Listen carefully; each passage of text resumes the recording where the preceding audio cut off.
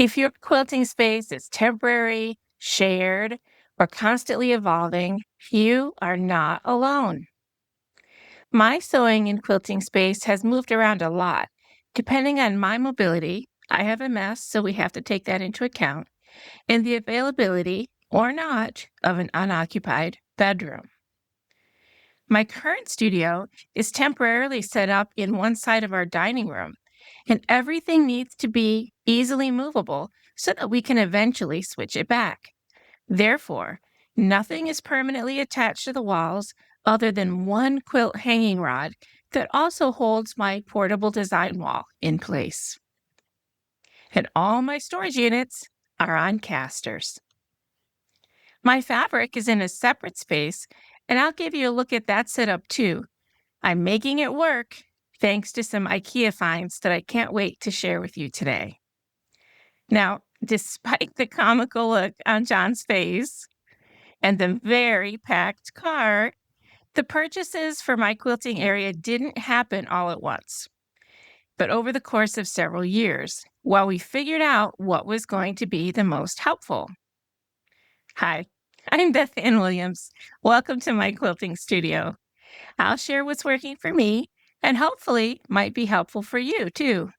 And please, if you have any tips, suggestions, or products you recommend, share them in the comments. Thanks. We'll start with a few of my favorite picks for tabletop storage, then rolling mobile storage, then stationary but movable storage, and wrap up with fabric storage with a few bonus items at the end, so stick around for those. Here's a few of my favorite items for tabletop storage. Side note, it was too crowded in the IKEA store to get good product photos, so the product details are all screenshot from the IKEA website, so we'll all need to ignore the view in 3D buttons. They won't work here. And please forgive me, but I'm not going to try to pronounce all the Swedish names. Here's the desk organizer in action. It's perfect for my smaller tools, rulers, and pressing guides. And I really love that the drawer pulls out as it provides a safe spot for my wonder clips, which our kitties love to steal and play with. Also, since the organizer is metal, my red magnetic pincushion, which is actually a magnetic parts dish from the hardware store, stays securely in place. And I think this metal mesh basket with a bamboo handle is super cute, and it comes in different colors. I drop my scraps and leftover bits of fabric into it as I'm working, ready to sort through later. I like this matching metal and bamboo basket for keeping the tools I use most often nice and handy. My favorite scissors, my main rotary cutter, seam ripper, marking tools, light controls, items that could easily end up on the floor, with or without a little help from the kitties, if not safely corralled. I find this taller coordinating mesh basket perfect for storing my Best Press, 505 spray, and similar items in one side, and my small design boards, project notes, and printables in the other. And here they all are in action. Everything is stored safely while still being easily accessible, and my workspace doesn't look too cluttered. Now let's look at rolling or mobile storage, which just means that everything is on wheels. These sturdy metal carts come in two sizes, with the larger version measuring just over 30 inches tall, and the smaller one coming in at 24 inches tall. You can buy these lovely bamboo lids separately, but take care that you're buying the correct size for the cart that you have. I've made that mistake. Fortunately, it worked out.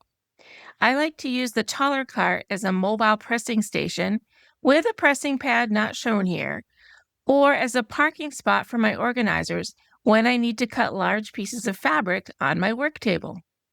The smaller cart functions in a similar way, but has the added advantage of being just short enough to slide underneath my table and out of the way when I'm not using it. This flat utility cart is not a glamorous piece, but it's a perfect way to make heavy crates or bins easy to move around as needed, even if they're full. Now let's look at stationary but movable. This kind of storage refers to pieces that can easily be moved from room to room if needed, but are normally kept stationary in one spot. The wider Alex unit is definitely one of my favorite things. Here, I've stacked 2 units together, the bottom unit on sturdy metal casters. Now, depending on where you live, especially if you live in an earthquake zone or have children who might pull a drawer down on top of themselves, it is recommended that you secure one or both units to the wall to prevent a tipping hazard, but I haven't done so. I found these inexpensive flatware trays in the kitchen drawer organizer section, but find them perfect for a sewing room too. They don't match the dimensions of the wider Alex drawers exactly, but I find them super helpful. I store most of my thread on its side so I can easily find the color I need, but as you can see, the drawers are deep enough that spools like these from Aurifil thread, way on the left side in the photo, have room to stand upright. I can also fit other small baskets or boxes next to the flatware trays. This system is good for a lot more than thread. It keeps other supplies sorted and easily available too. And I find the shallow, wide drawers are perfect for storing works in progress that have a lot of small pieces. On my other side, as I sit at my sewing machine, is the narrower Alex unit. Again, I've stacked 2 units together, with the bottom one on the sturdy metal casters that are available in the collection. It works great for me, but if you try it, please take any safety precautions that are appropriate to your situation. These units have a mix of deeper drawers and shallower drawers that are a nice match for these smaller flatware trays, also from the kitchen organization section. Here's how I keep my basting glue and temporary fabric adhesive tapes. I also use flatware trays in some of the deeper drawers to sort and store specialty rulers and templates. And now to fabric. Like many other quilters and crafters before me, I love the Calyx units. They come in 4 different finishes and a bunch of different configurations. This one is 2 13-inch square units by 4 13-inch square units. And this one is 5 units by 5. You can choose from a ton of different door options, but I'm keeping it simple for now with an open back and front. We also purchased multiple packs of casters so that these units are easily movable too. I'm not finished sorting all my fabric yet, but I love the happy endorphins from all that wonderful color. And for my fat quarters, I picked up some of these handy inserts and I rotated them to better fit my fat quarters.